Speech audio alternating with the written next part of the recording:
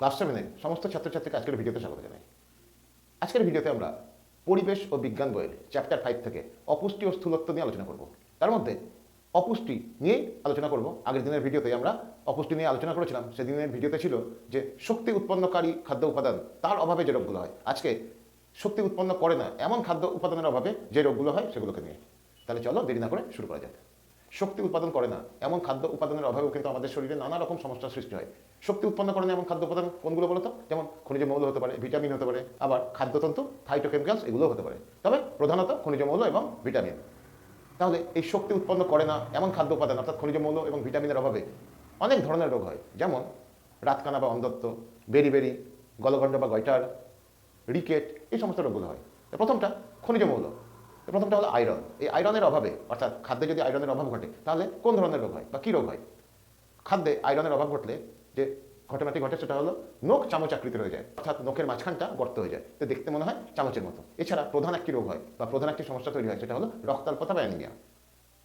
তোমরা রক্তাল্পতা বা অ্যানিমিয়া নামটার সঙ্গে পরিচিত, অর্থাৎ শরীরে রক্তের পরিমাণ কমে যাওয়া। আসলে ঠিক এরকমটা নয়। আমাদের দেহে রক্তের রং লাল হয় কেন জানো? আমাদের রক্তের মধ্যে লোহিত রক্তকণিকা বা আরবিসি নামে একটা রক্তকণিকা আছে, তার জন্য আমাদের রক্তের রং হয় লাল। এখন এই আরবিসি বা লোহিত রক্তকণিকা বা কেন লাল হয়? কারণ এর মধ্যে হিমোগ্লোবিন বলে একটা প্রোটিন থাকে। তোমরা প্রোটিন পড়তে গিয়ে এটা তোমরা জেনেছো। এখন এই হিমোগ্লোবিন আবার তৈরি হয় লোহা দিয়ে, অর্থাৎ আয়রন দিয়ে। মরচে দেখেছো না, মরচের রং কেমন?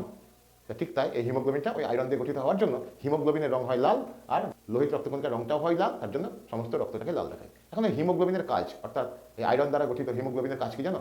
শ্বাসবায়ু পরিবহন করা। অর্থাৎ এই যে আমরা নাক দিয়ে প্রশ্বাস নিচ্ছি না, আর আবার নিঃশ্বাস আকারে কার্বন ডাইঅক্সাইড ছেড়ে দিচ্ছি, এই শ্বাসবায়ু পরিবহন করা হলো এই হিমোগ্লোবিনের কাজ। তাহলে আয়রনের অভাব ঘটলে কী হবে? হিমোগ্লোবিন ঠিকভাবে গঠিত হবে না, ফলে শ্বাসবায়ু ঠিকমতো পরিবাহিত হবে না, ফলে আমাদের শরীরে যে সমস্যা তৈরি হবে, তার চোখ মুখ ফ্যাকাশ হয়ে যাবে, সময় মতো কোষগুলো অক্সিজেন পাবে না, তার ফলে কোষগুলো বিপাক্রিয়া বা বিভিন্ন রকম কাজগুলো করতে পারবে না, ফলে আমাদের শরীর ফ্যাকাশ হয়ে উঠবে, আমরা দুর্বল হয়ে উঠবো। এটাই হলো রক্তাল্পতা বা অ্যানিমিয়া। পরেরটি চলে আসছে আমরা আয়োডিনের অভাব, অর্থাৎ আয়োডিন খনিজ মৌলের অভাবে কোন সমস্যা তৈরি হয়?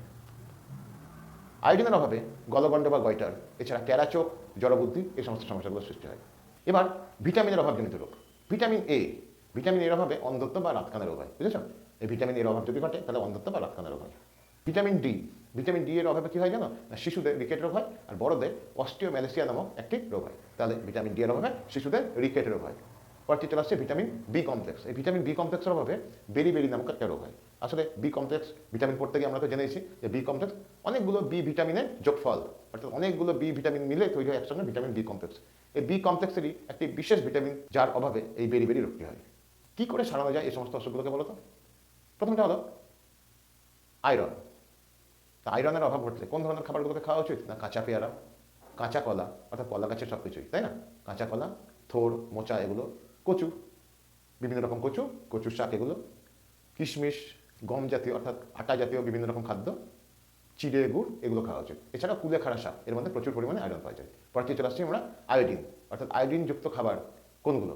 না, আয়োডিনযুক্ত খাদ্য, লবণ, সামুদ্রিক মাছ, এগুলো থেকে আমরা আয়োডিন পাই। ভিটামিনে প্রথমে বলে রাখি গাজর থেকে প্রচুর পরিমাণে ভিটামিন এ পাওয়া যায়। এছাড়া ডিম, দুধ, কড লিভার অয়েল, বাঁধাকপি, এগুলো থেকেও ভিটামিন এ পাওয়া যায়। পরে চলে আসছে ভিটামিন ডি।